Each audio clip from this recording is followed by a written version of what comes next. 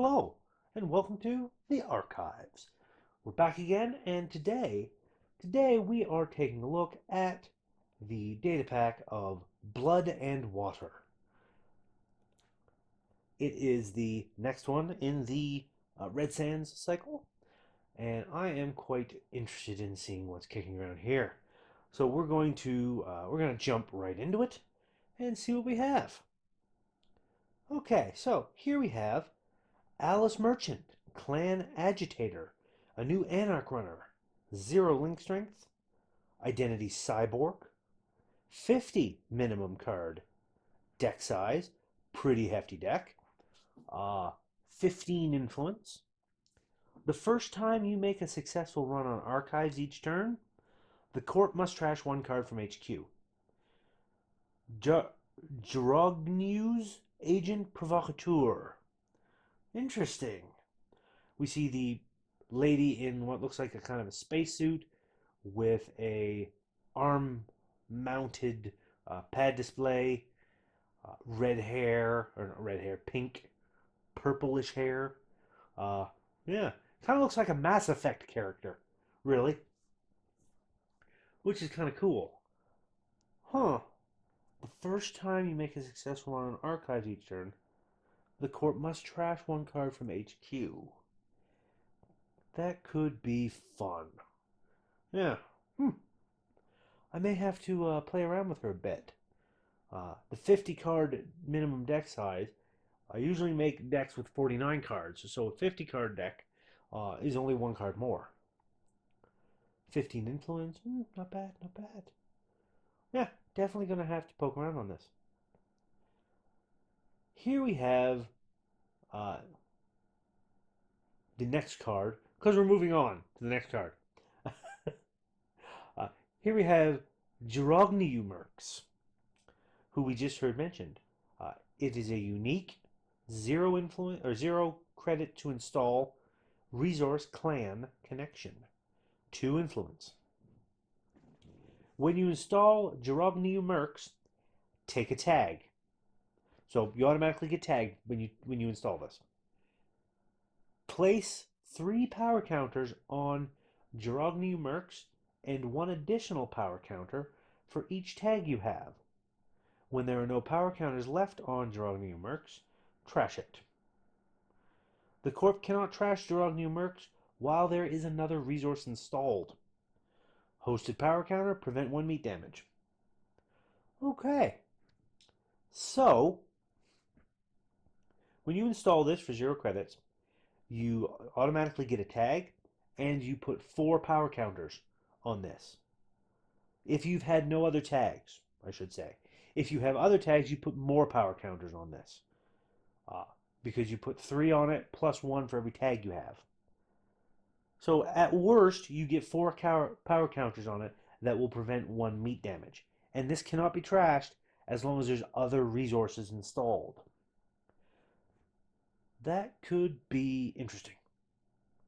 And the prevent 1 meat damage basically makes it a plastic carapace for free. Although you are tagged because of it. But Anarchs seem to...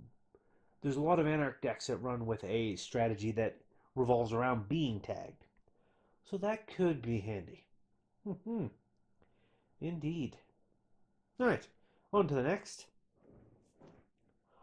Here we have Maui, a unique hardware console, 5 credits to install, 2 influence only, it's not bad, plus 2 memory unit, X recurring credits.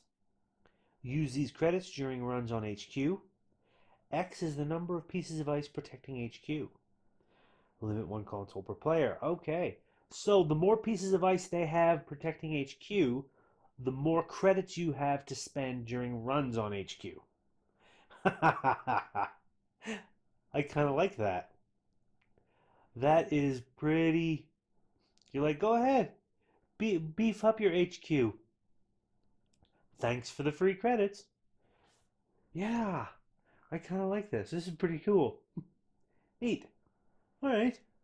I can see this being of use in some decks, especially ones that are hard HQ running. Yeah, For sure. For sure. All right, on to the next. Here we have Bug Out Bag.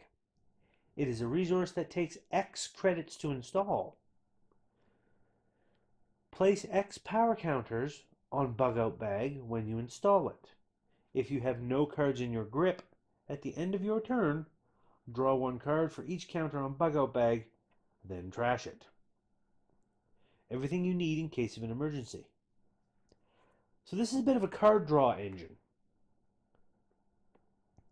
You put however many counters you put on it is however many credits you choose to install it with, and you get to pick. So you want to go 5 credits to install this, you put that many power counters on it. If you have no cards in your grip at the end of your turn, you draw a card for each one of them and trash this. It could be handy. For sure. Because I think, unless I'm mistaken,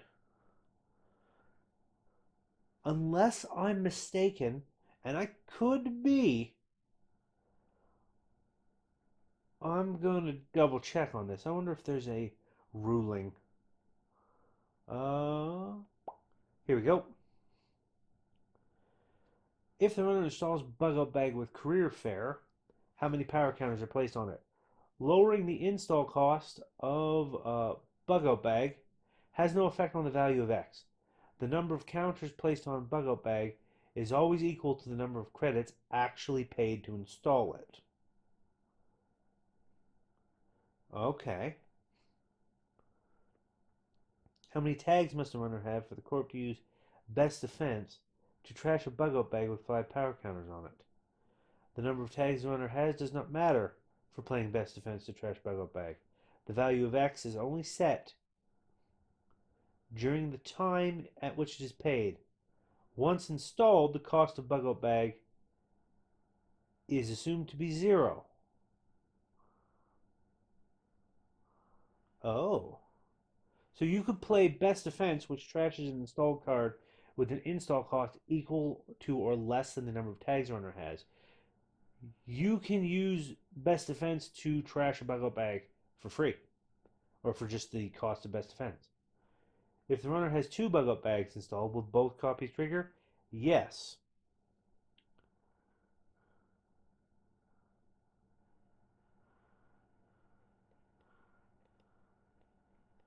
Huh. Interesting.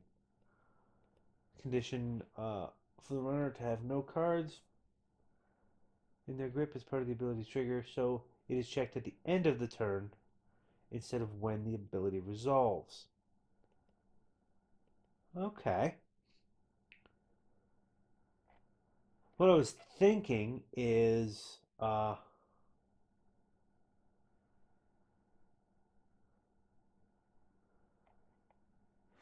what I was thinking is that if this is here, like if you have a Bug Out Bag installed with 4 power counters on it, your turn ends. So the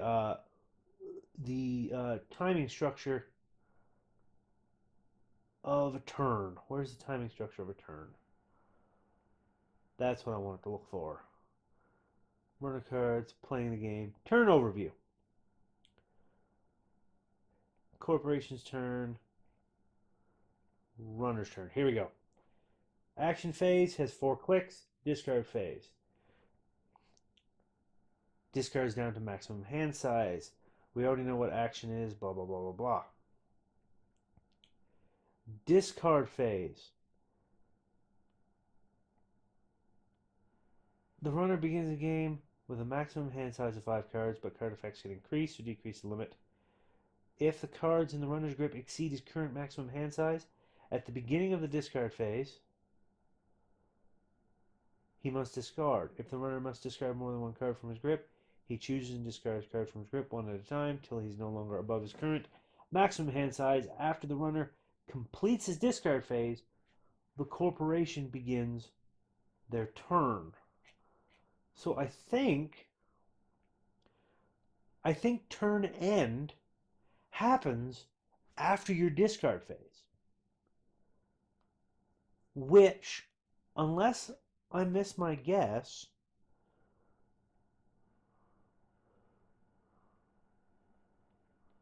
that's runner's turn. Which, unless I miss my guess, um, I think you hit the discard phase with no cards in hand, so you don't have any to discard. Your turn ends because at the end of your turn, bug out bag triggers. You could draw 4 cards, or if you had more counters on this than hand size, you could draw all those cards and not have to discard them because your turn is over. You've already passed your discard phase. I think that's how that works, but I don't know for sure. I'll have to ask the boys about it. All right, on to the next. Here we have Karos McIntyre. 2 credits to install resource connection, 3 influence. The first time you derez a piece of ice each turn, gain 2 credits. Flavor text of, I don't bother asking why anymore. He never says. But if I had to guess, it's because he's embezzling and using my runs to disguise it. Not that I care. His credit spends as well as the next guy's. Moth. Okay. So you basically have a guy that is embezzling money and using a runner's runs to disguise this and paying you for making runs and derezzing ice. Huh. Neat. I kind of like it, especially if you're going heavy on derezzing ice. Yeah, I really like this because if if you're going to do this, throw this in like a Leela deck, because every time the corp is going to steal an agenda, Leela is going to bounce ice. Uh, Wait, no, that's going to put it back in the hand, not derez it. Oh, okay. So you gotta run this with like Crescentius, Crescentis. There was another card in Earth Scion we looked at last time that uh, derez ice. You could click and pay to derez ice, uh, and other stuff. Huh.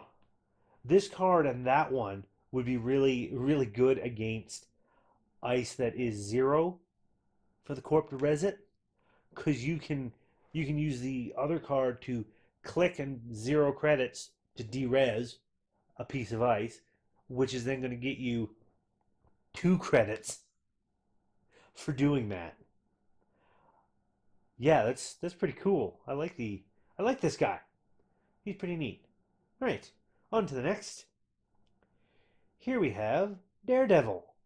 Hardware console, 5 credits to install, 1 influence only. Really? 1 influence console. Plus 2 memory unit. The first time you initiate a run on a server protected by 2 or more pieces of ice, each turn, draw 2 cards. Limit 1 console per player. Kabonessa Wu. Taking risks is what makes it fun, for the flavor text. So, the first time you initiate a run on a server protected by 2 or more pieces of ice, each turn you draw 2 cards. So this is giving you basically spend a click to make a run, and if there's at least 2 pieces of ice on that server, you draw 2 cards. So you're getting 2 cards for making a run. I can see how that would be worthwhile, especially if you're planning on making a run anyways. It's just getting a free card draw. Yeah, yeah, I like this. I like this a lot. I don't know what the console is supposed to look like. Is that a chair or like a motorbike seat? Or it's hard to tell. It could be a duck for all I know. Anyways, let's move on to the next. Here we have Mass Driver. 8 credits to install, 2 memory unit cost, 1 strength, 3 influence, Program Icebreaker Decoder. Jeez, that's a lot of hefty stuff. 2 memory unit, 8 influence, or 8 cost. Credits to install, 3 influence cost.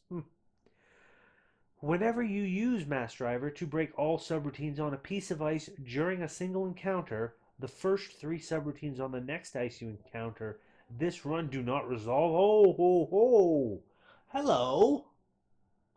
Hello. Alright, that explains why it's 2 memory unit and 8 credits to install.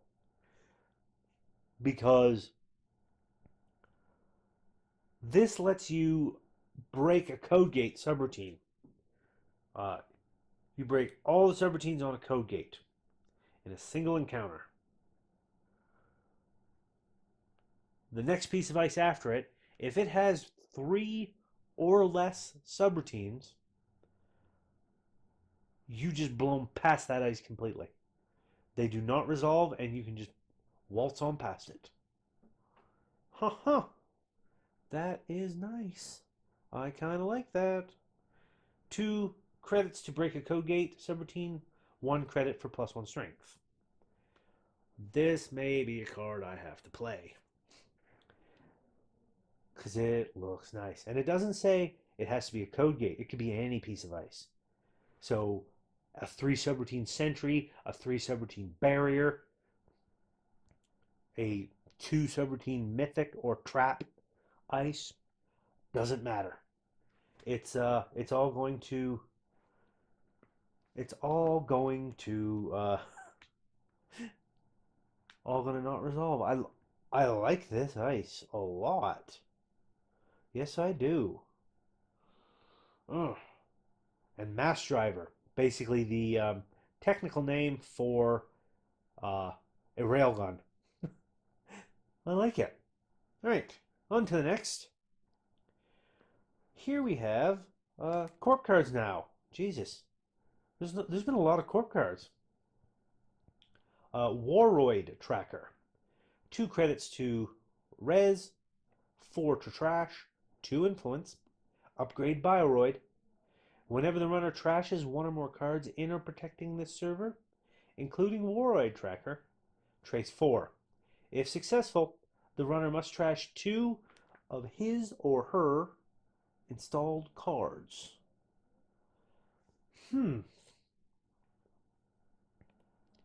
I wonder. Let's take a little bit of a look-see here at Waroid Tracker. Does Waroid Tracker installed in the root of R&D trigger when the runner uses Keyhole to trash a card? Yes. If Waroid Tracker and Adonis Campaign are installed in the same server, the runner makes a run and trashes both cards while accessing them. How many times does Waroid Tracker trigger? The runner accesses cards in a remote server, 1 at a time in the order of their choice.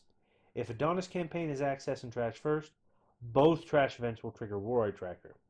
If Waroid Tracker is accessed and trashed first, it will trigger once for itself, then it will no longer trigger because the ability is no longer active. Okay.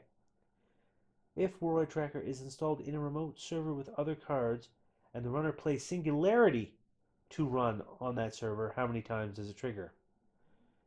Singularity trashes all cards in the server simultaneously, so Waroid Tracker will only trigger once. If the runner uses Sulset Slums to remove a card from the game, does Waroid Tracker still trigger? No. Okay.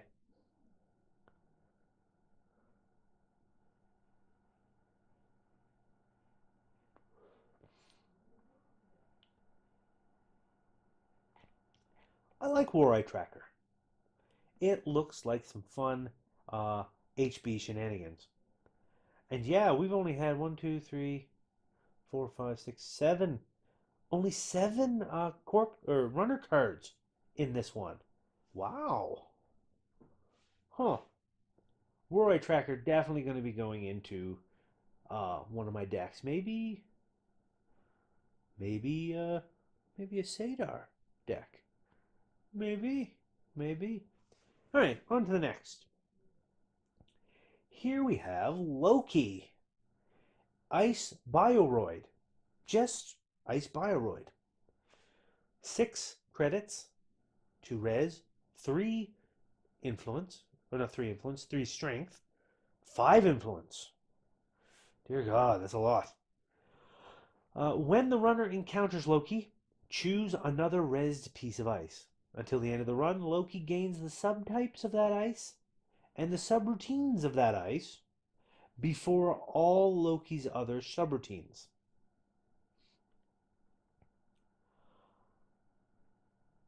Loki's only subroutine is end the run unless the runner shuffles his or her grip into the stack. Oh. Oh, God. So, this one basically ensures that when the runner hits it, unless they break that subroutine, the only way to get by it is to get rid of their hand, leaving them with 0 cards in hand. So any damage at that point will kill them. Oh, Loki, I think I love you. And on top of that, it gains subroutines of other ice. It will gain the subtypes as well. So if you pick right, for example, if you pick like a mythic ice or a trap ice that it gains the subroutines for, then wow, wow. Then unless they have an AI breaker, they can't break the subroutines. And even if it doesn't, even if you don't have any other res dice, Loki's still going to do some, still going to end the run unless they want to get rid of their entire grip. It's not trashing it, but it is getting it out of their hand in the middle of a run. Oh, so good. Mm. Loki, I think I love you. This is going in my HB deck immediately. Immediately. All right, on to the next. Here we have Obokata Protocol, an agenda ambush. 5 credits to advance it, 3 agenda points worth. As an additional cost to steal Obokata Protocol, the runner must suffer 4 net damage. You have to suffer 4 net damage. Now I wonder... Click. Here we are. When the runner accesses Obokata Protocol, can the corp use Tori Hanzo to replace the net damage with brain damage? Does this prevent the runner from stealing the agenda? The corp cannot use Tori Hanzo's ability on the net damage from Obokata Protocol because Tori only works on net damage that is dealt by the corp. Okay, so this is net damage done to them by the runner.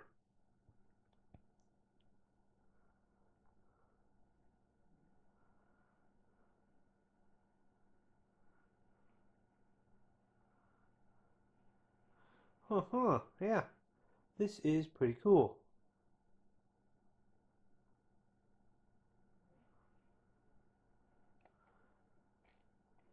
Very, very cool. I like this. As a Jinteki fanboy, I like this at all.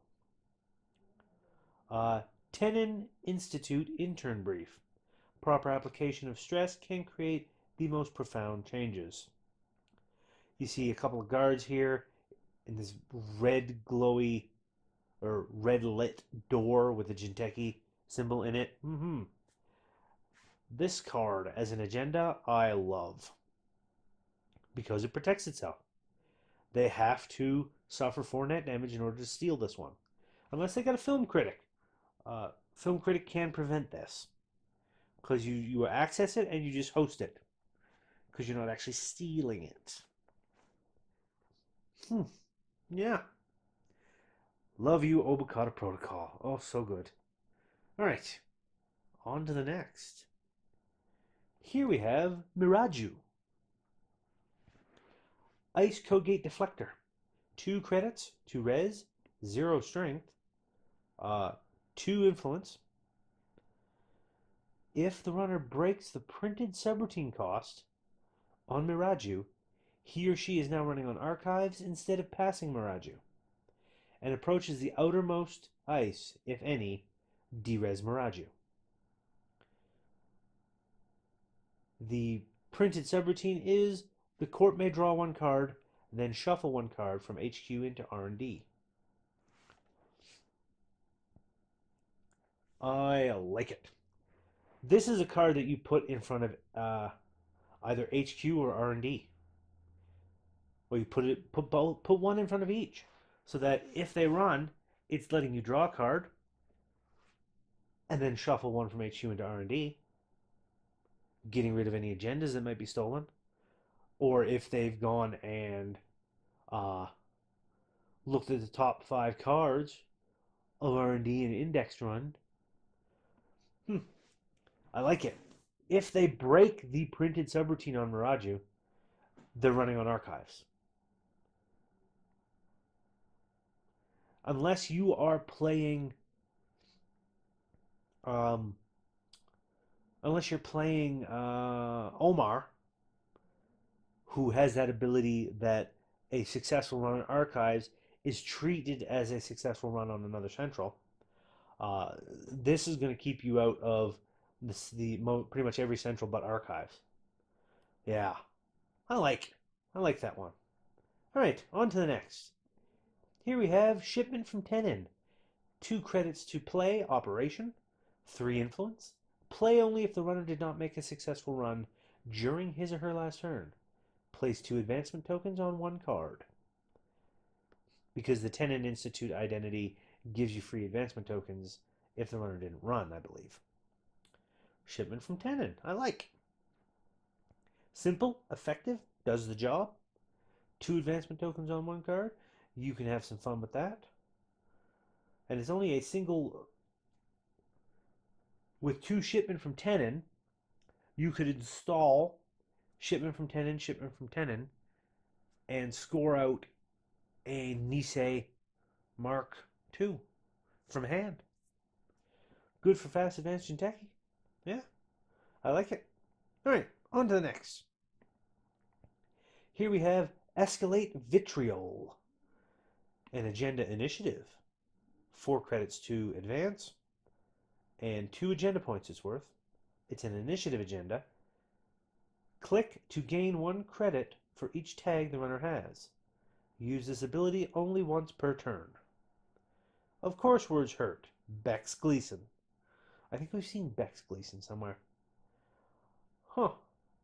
You got the this newscaster guy. He's got 2 bioroid or mechanical prosthetic cyborg fingers. Kind of makes me think of Stephen Colbert in a way. I like. Gain 1 for each tag the runner has. Use it only once per turn, but if the runner's got a lot of tags and they're floating them, you can be like, click, gain money. Click, gain money. 1 click to gain a whole bunch of money? Oh, yeah. Because some of the runners with the tag me decks that like to just have tons of tags, they can get anywhere upward from like 10, 11 tags or more. Imagine to get all that credit for 1 click. Oh, yes, sir. All right, on to the next. Here we have Re-Education. 5 credit to advance, 3 agenda point. Agenda, initiative. When you score Re-Education, add any number of cards from HQ to the bottom of R&D and draw that many cards. The runner randomly adds the same number of cards from his or her grip to the bottom of the stack if able. So you can throw away your hand, draw a completely new hand of 5 cards, and force the runner to get rid of their whole hand, but not draw more. I like. You see a bunch of Space Cadet kids with brain interface, brain machine interface, nets on their heads as they're looking at a holographic image. I believe that's Jackson Howard, in fact. It looks like they're getting re-educated, aka brainwashed. Yeah, not bad. All right, on to the next.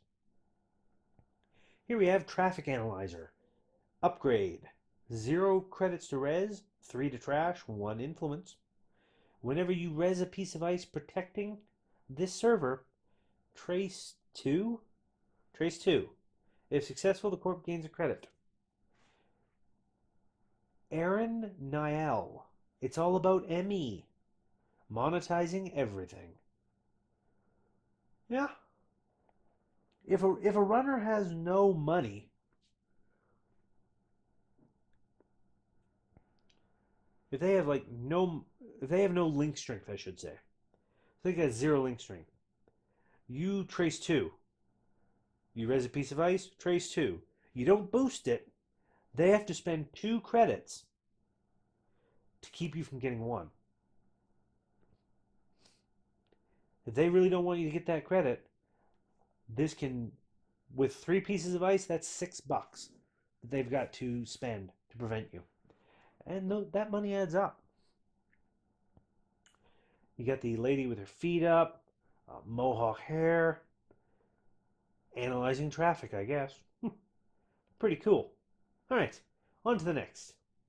Ooh, here we have meteor mining.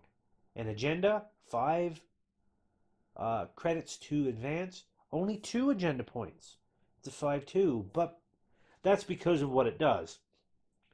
When you score meteor mining, you may gain 7 credits. If the runner has at least 2 tags, you may do 7 meat damage instead.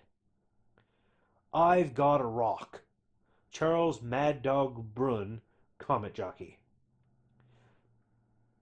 So basically, you score this agenda, and if the runner's not tagged, you've gained 7 credits because you're mining the meteor.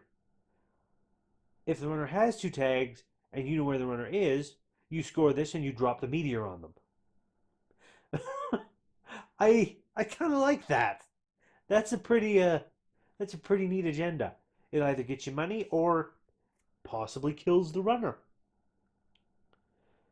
Yeah, not bad. Not bad at all. All right, on to the next. All right, here we have Standoff. A agenda that is 2 to advance, 0 agenda points, however. It's not worth anything. But what it does is, when you score Standoff, each player, starting with the runner, trashes 1 installed card until 1 player declines to trash a card. If the runner declines, draw 1 card and gain 5 credits. So you install this, spend 2 credits to advance it and score it, and then this triggers and the runner gets to trash an installed card. Now, it doesn't say that the runner will trash one of their cards. No. It just says an installed card. So the runner can trash one of your cards as the corp. But then it's your turn after that. You can trash one of theirs. And it goes back and forth until 1 player declines to trash a card. If the runner is the one that declines, as the corp, you get to draw a card and gain 5 credits. So for 3 clicks, basically, because you need to spend your clicks, 3 clicks and 2 credits to advance this, you get a card and 5 credits. And potentially can have a bunch of things trashed of the runners. Now, if the runners got their board set up and they don't want anything to be trashed, they're going to decline immediately.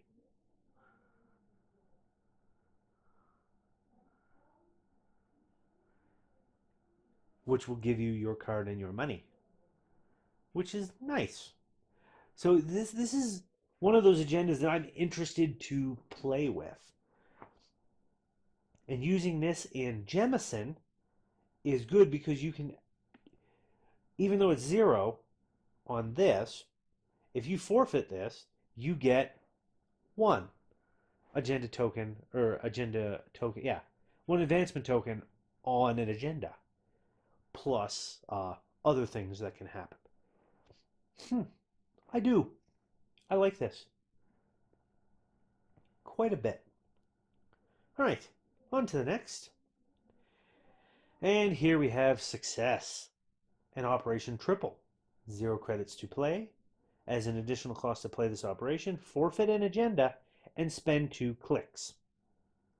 So you not only have to pay 3 clicks to play this, but forfeit an agenda. Advance a card X times. X equals the advancement requirement of the agenda just forfeited. So I think, let me, hold on here. This is 2 influence as well. The difference between surviving and thriving is successful terraforming for the flavor. Now, I'm going to check something real quick. We're going to go back to Daedalus Complex. Isn't that where? Jemison. All right. Jemison Astronautics.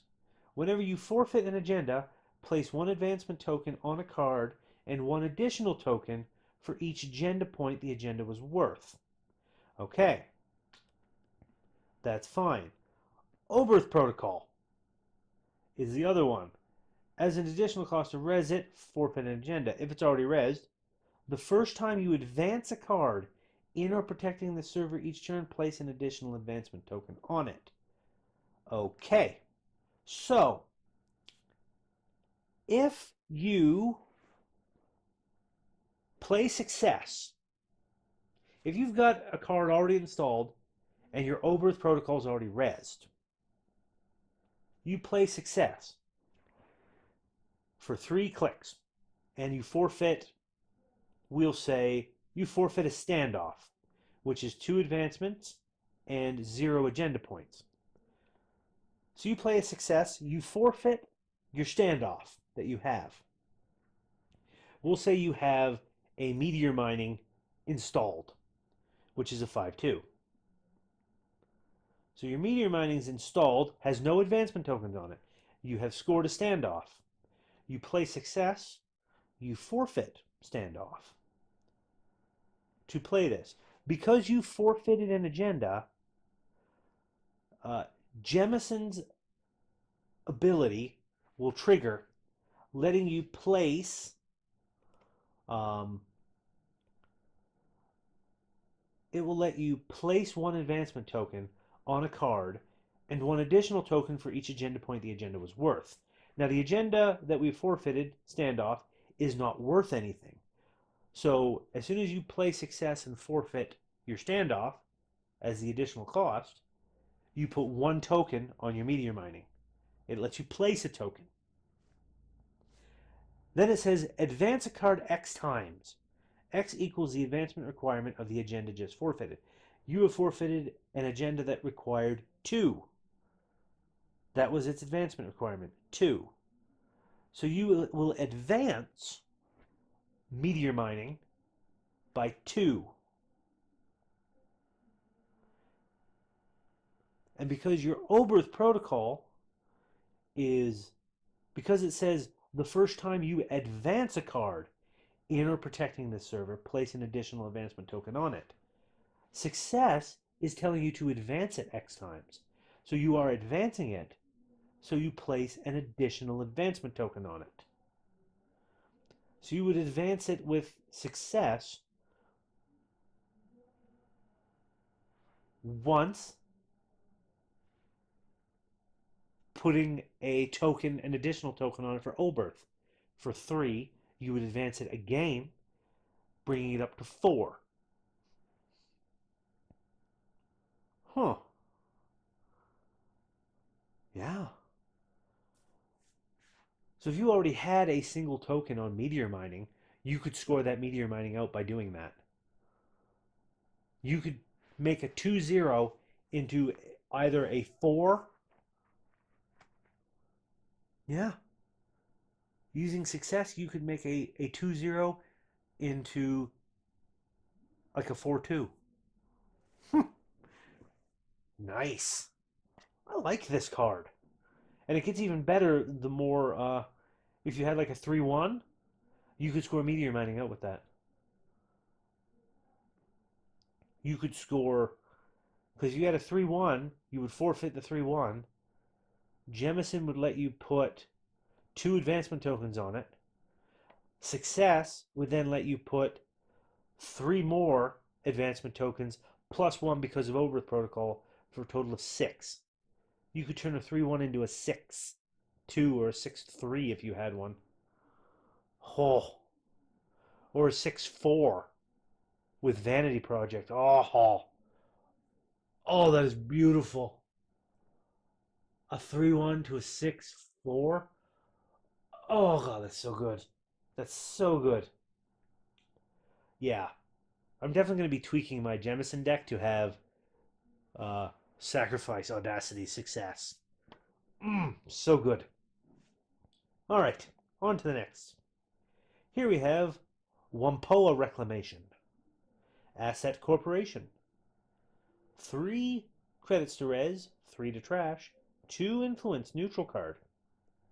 Trash 1 card from HQ to add 1 card from archives to the bottom of R&D. Use this ability only once per turn. Wampoa is the largest and meanest Earth-based mining concern on Mars.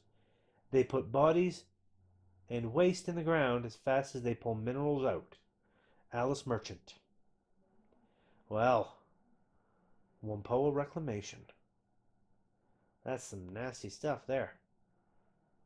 But still, add a card from archives to the bottom of R&D by trashing a card? Yeah, yeah, that could be handy. You're just keeping the same amount of cards in play because you're pulling one out of archives, but you're putting one back in. Huh, nice. I like it. All right, on to the next. And last card. Here we have Mass Commercialization. 0 credit, Operation Transaction. Gain 2 credits for each card with at least 1 advancement token on it.